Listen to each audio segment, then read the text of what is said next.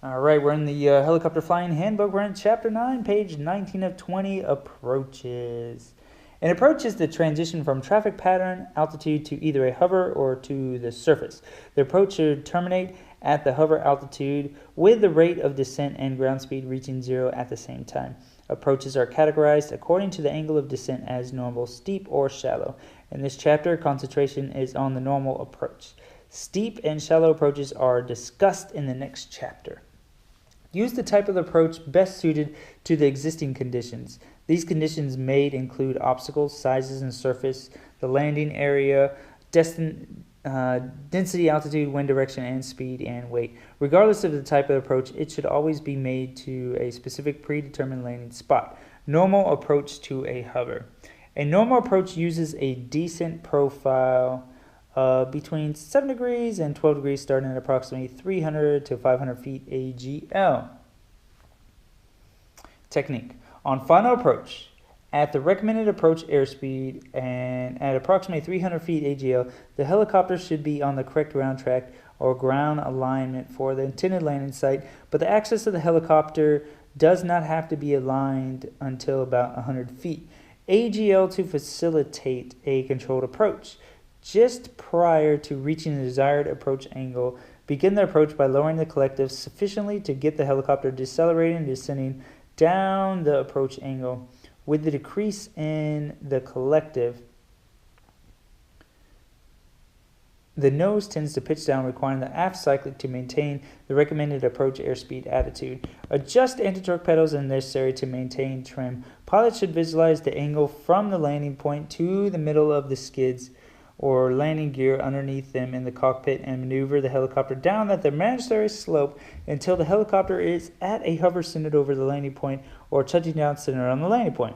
The most important standard for a normal approach is maintaining a consistent angle of approach to termination point. The collective controls the angle of approach. Use the cyclic to control the rate of closure on how fast the helicopter is moving toward the touchdown point. Maintain entry airspeed until the apparent ground speed and rate of closure appear to be increasing. At this point, slowly begin decelerating with slight aft cyclic and smoothly lower the collective to maintain approach angle. Use the cyclic to maintain a rate of closure equivalent to a brisk walk. At approximately 25 knots, depending on when, the helicopter begins to lose effective transitional lift. To compensate for loss of effective transitional lift, increase the collective to maintain the approach angle.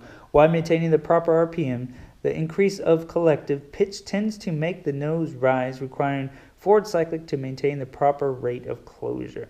As the helicopter approaches the recommended hover altitude, increase the collective sufficiently to maintain the hover. Helicopters require near maximum power to land because the inertia of the helicopter is in a descent must be overcome by lift in the rotor system.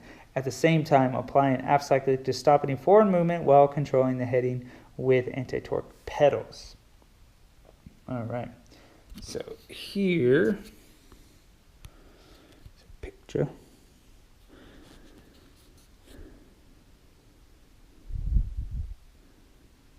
So really just could go to 100 feet AGL, but plan the turn to final so the helicopter rolls out on an imaginary extension of the center line from the final approach path. This path should neither angle to the landing area as shown by the helicopter on the left, nor require an S-turn as shown by the helicopter on the right.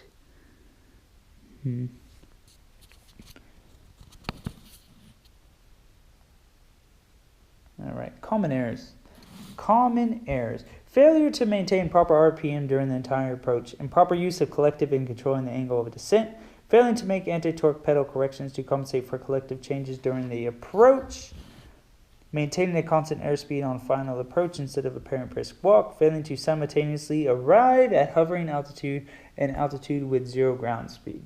Low RPM and transition to the hover at the end of the approach. Using too much aft cyclic close to the surface, which may result in tail rotor strikes.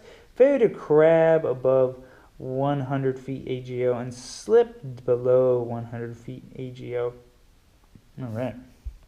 So normal approaches to the surfaces. A normal approach to the surface or a no-hover landing is often used if loose snow or dusty surface conditions exist.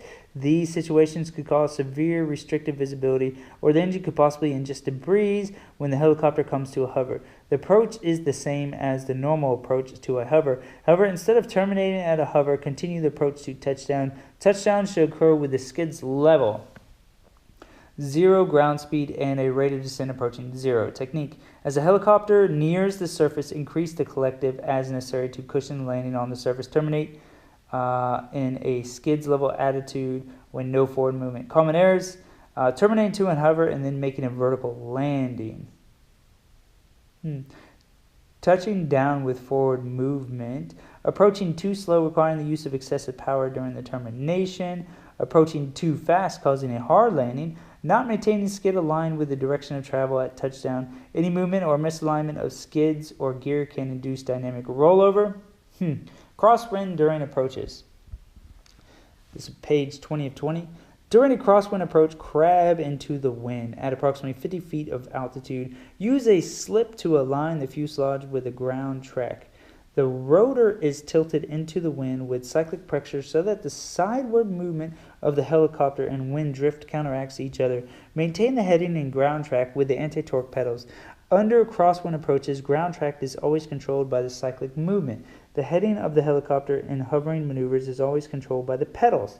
The collective controls power, which is altitude at a hover. The technique should be used on any type of crosswind approach, whether it is shallow, normal, or steep approach.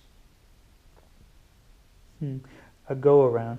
A go-around is a procedure for remaining airborne after intended leg is discontinued. A go-around may be necessary when instructed by the control tower, traffic conflicts occur, the helicopter is in a position from which it is not safe to continue the approach. Anytime an approach is uncomfortable, incorrect, or potentially dangerous, abandon the approach. The decision to make a go-around should be positive and initiated before a critical situation develops. When the decision made, carry it out without hesitation. In most cases, when initiating the go-around, power is at low setting. Therefore, the first response is to increase collective to take off power. This movement is coordinated with the throttle to maintain RPM and with the proper anti-torque pedal to control heading. Then establish a climb altitude and maintain climb speed to go around for another approach. Chapter summary. Chapter 9 summary. This chapter introduced basic flight maneuvers and the techniques to perform each of them. Common errors and why they happen were also described to help the pilot achieve a better understanding of the maneuver. So that was all chapter 9. And yeah, the basic flight maneuvers. See ya.